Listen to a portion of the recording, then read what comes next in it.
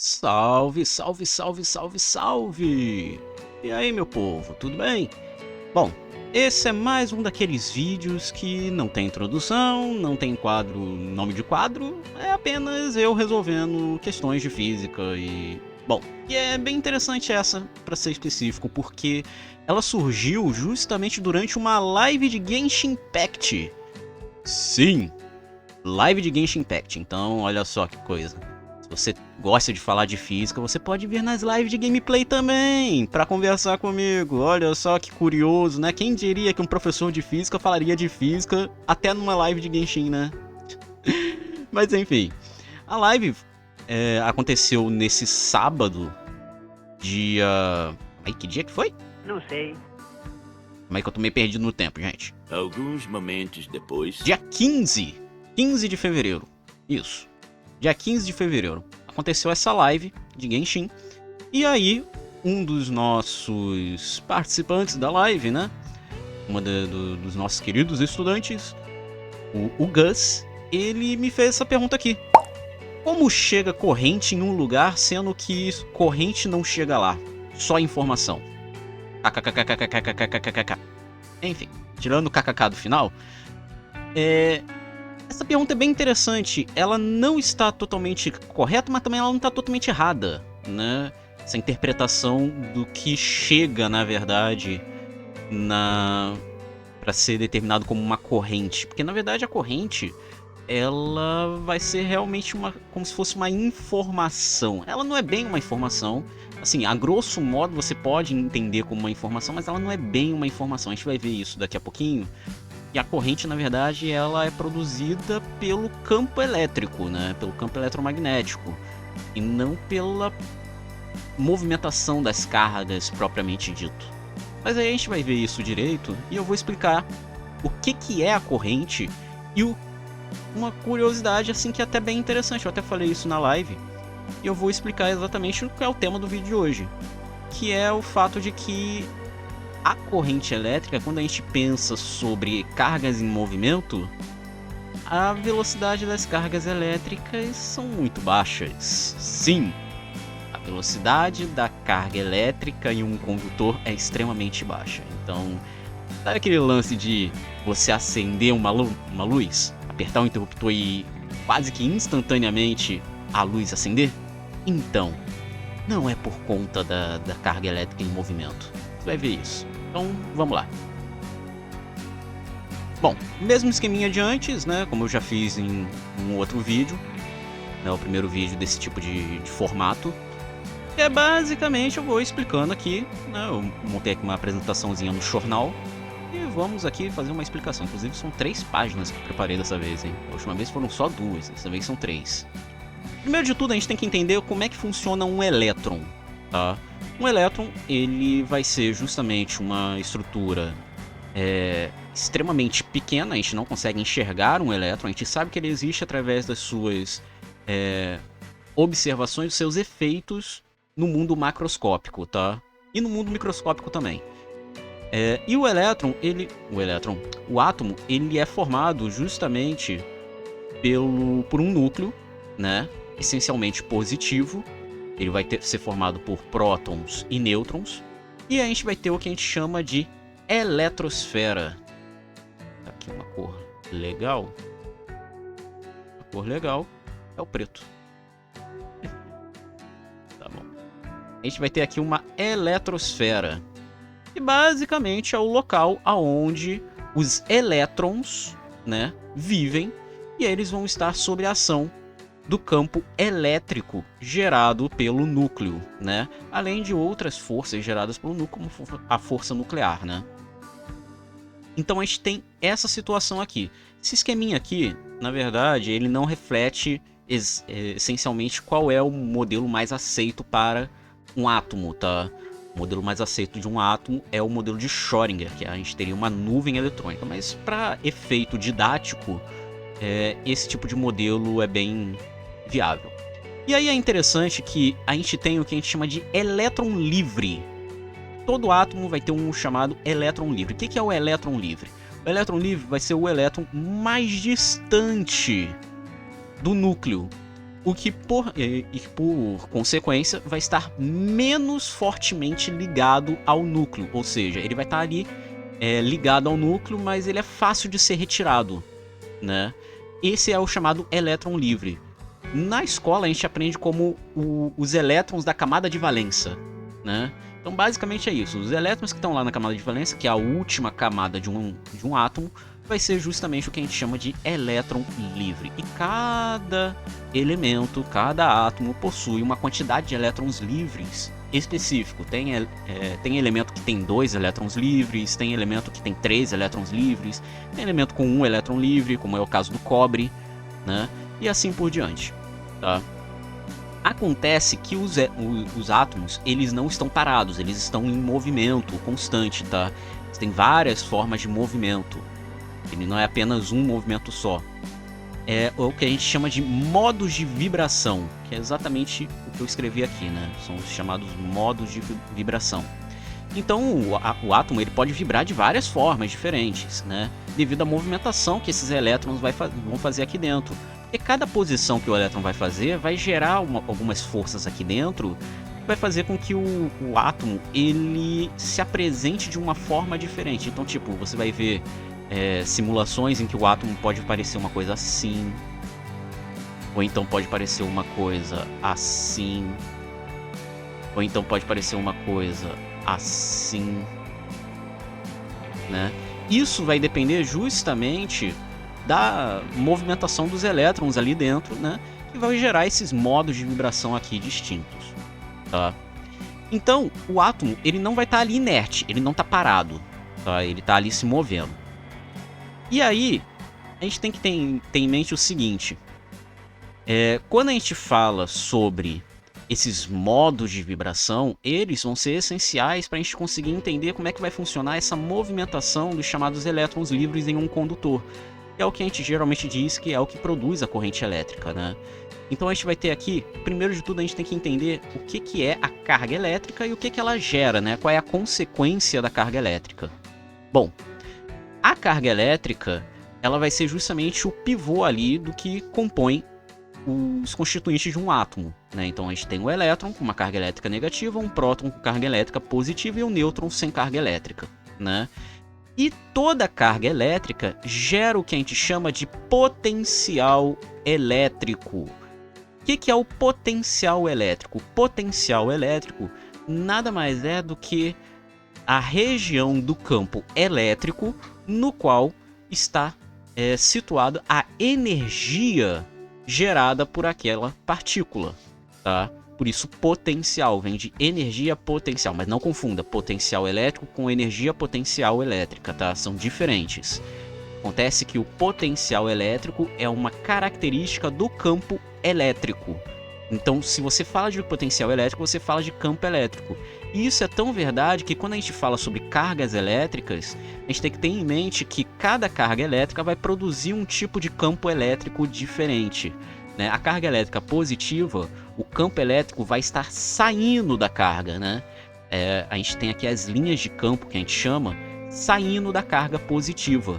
Isso faz com que qualquer posição no espaço que você esteja, você coloque ali uma carga de prova, você vai ver que a força elétrica vai ser repulsiva em relação à carga positiva, tá?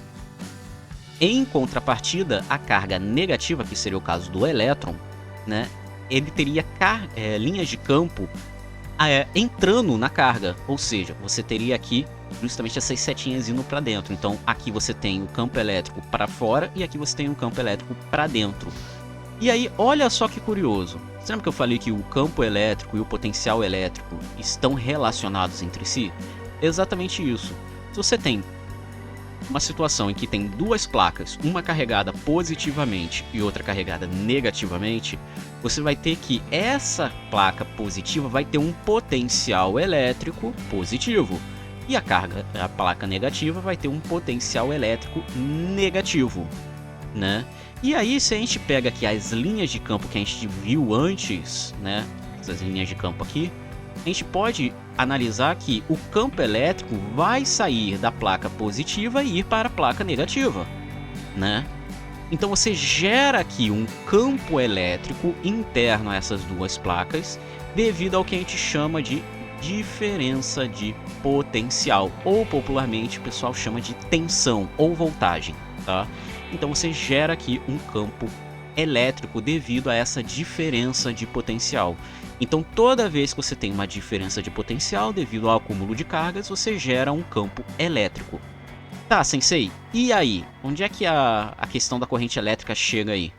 Bom, se a gente for aqui um pouco mais pra frente, eu botei aqui justamente uma bateria, uma pilha.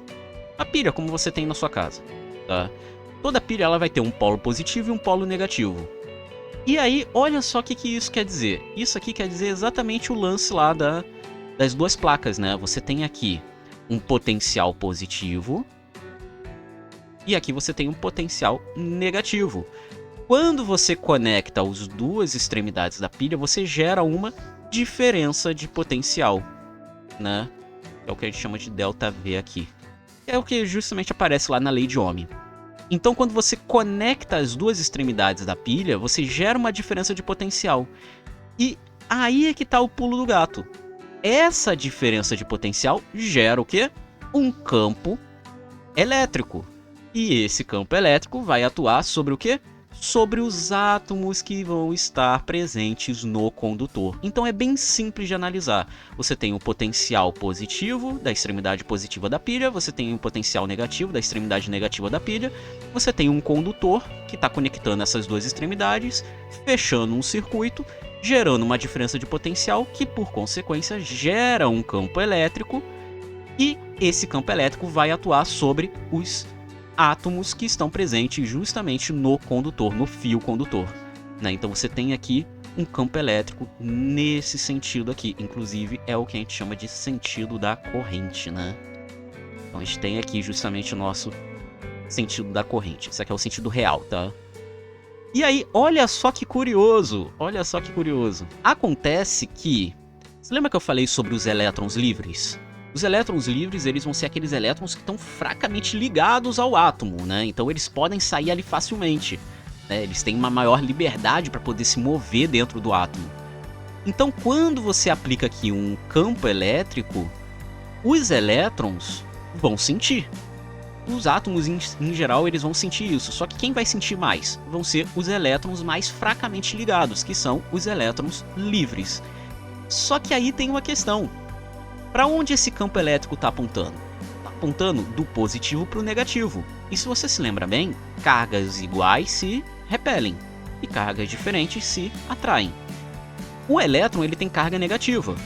Se o campo elétrico está sendo direcionado do positivo para o negativo, isso quer dizer que os elétrons livres estão sofrendo a ação de um campo elétrico que está se direcionando para as cargas negativas. Só que, o que vai acontecer ali? Esses elétrons, eles não vão querer ir para a parte negativa, eles vão querer ir para a parte positiva, né? Então eles vão querer seguir um caminho contrário a esse campo elétrico. E aí é que tá.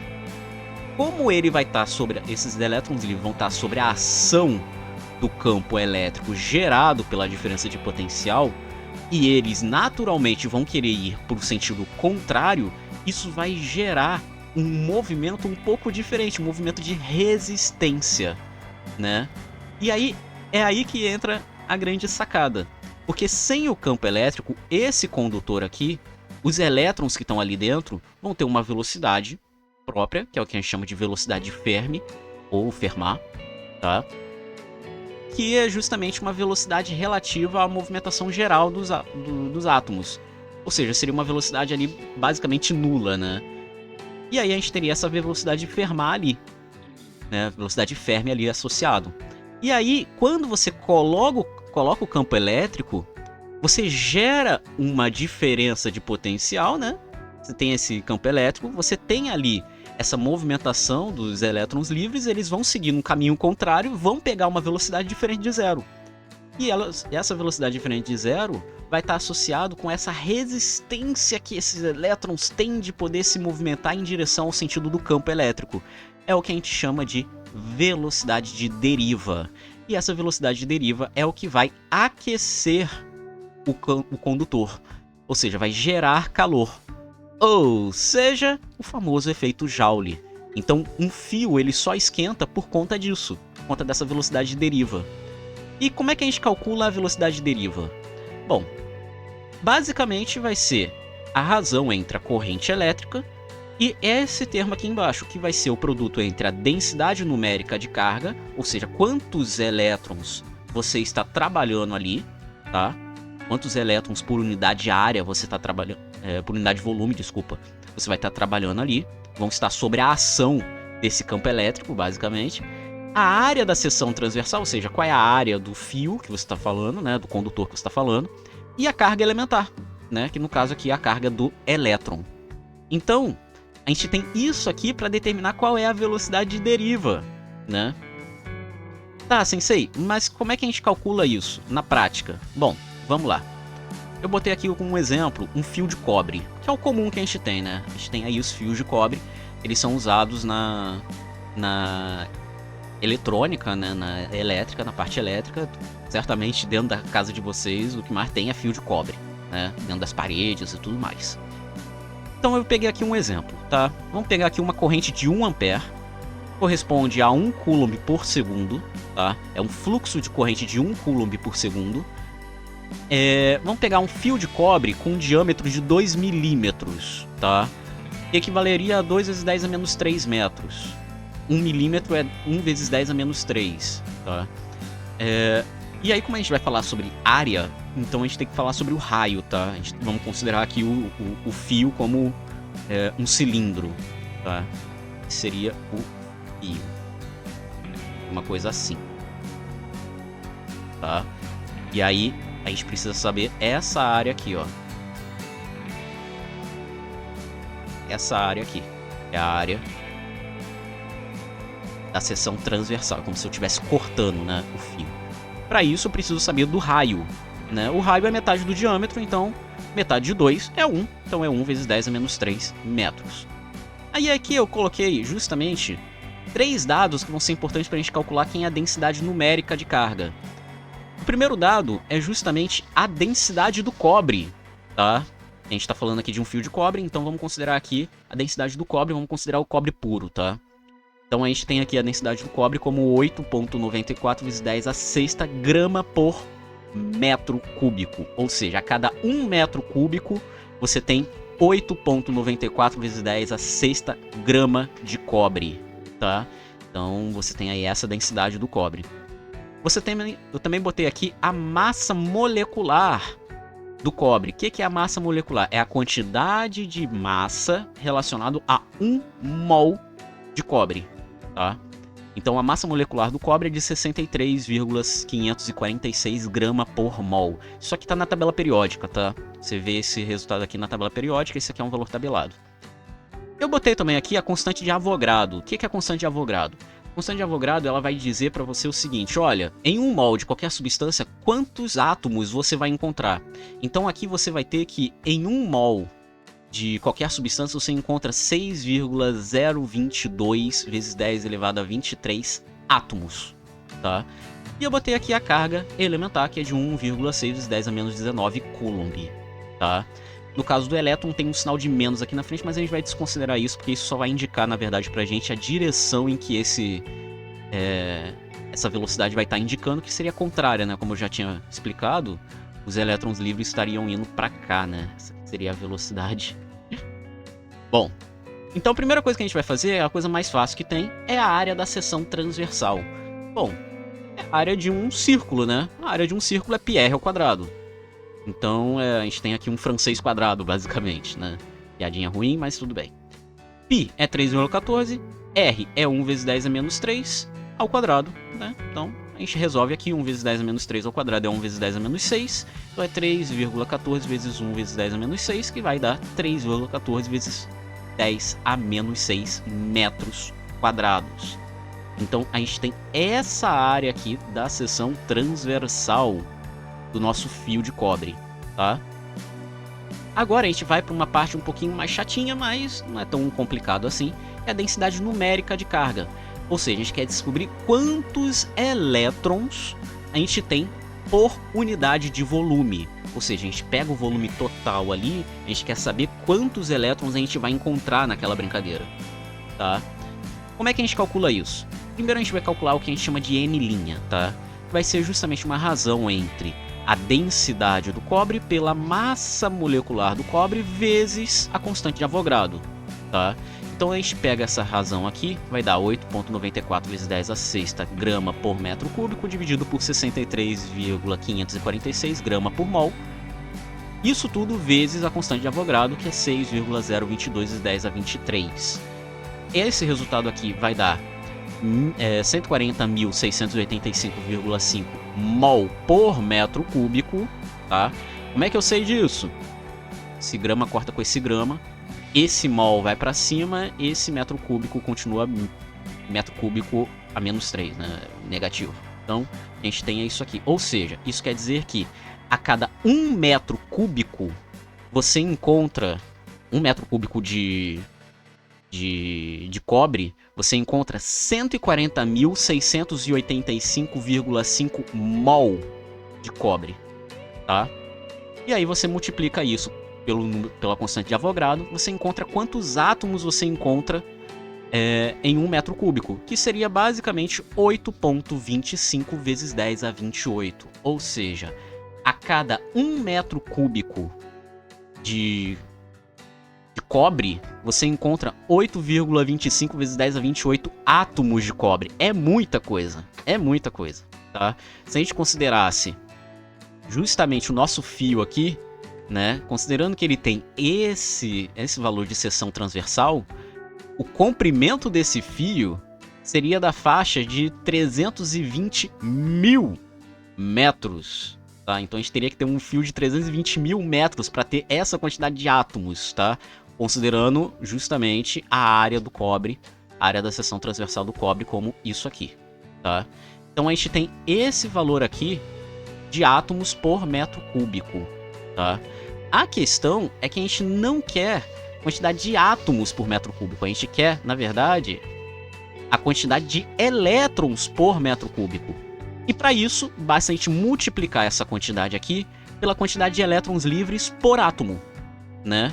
Ou seja, qual é o número de elétrons livres em um átomo de cobre? E aí é que tá. Como é que a gente sabe isso? É só ver qual é a quantidade de elétrons na última camada, né? Quantos elétrons tem na última camada do cobre? No caso, o cobre ele só tem um elétron na última camada. Então, é esse número aqui vezes 1.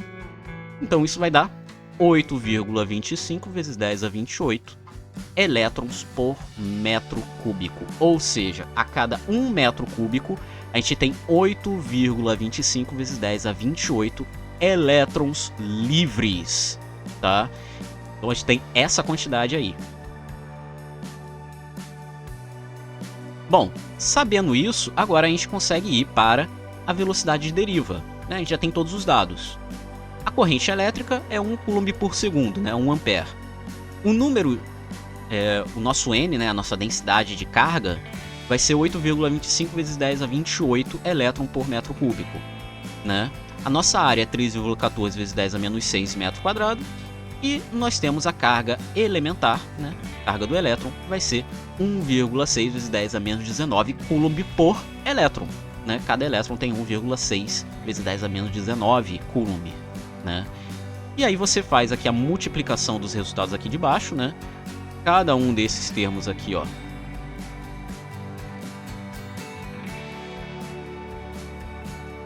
você multiplica eles entre si e as potências de base 10, você soma os expoentes. Então vai ficar 28 menos 6 menos 19, né? 8,25 vezes 3,14 vezes 1,6 vai dar 42,704. 10 a 28 vezes 10 a menos 6 vezes 10 a menos 19 vai dar 10 ao cubo, tá? Então isso aqui vai dar 42,704 vezes 10 elevado ao cubo coulomb por metro. Por quê? Por que é coulomb por metro? Porque esse ao cubo aqui vai embora com esse ao quadrado, tá? Esses elétrons vão embora com esses elétrons, então a única coisa que sobra é coulomb por metro. Então você tem aqui 1 coulomb por segundo dividido por 42,704 vezes 10 elevado ao cubo coulomb por metro, né? Esse coulomb vai embora com esse coulomb, a única coisa que vai sobrar vai ser metro por segundo, que é justamente uma velocidade. E aí você vai fazer essa divisão, 1 dividido por esse resultado, e vai dar 2,3 vezes 10 elevado a menos 5 metros por segundo. Ou seja, essa é a velocidade com a qual os elétrons se movem dentro do fio quando você liga o interruptor da sua casa, tá? Ou seja, é muito baixo. Para quem não entendeu isso aqui, 10 elevado a menos 5 é 0 seguido de 5 casas decimais. É isso aqui, ó. Se for escrever isso aqui por extenso, seria exatamente o seguinte: 0,1, 2, 3, 4, 5.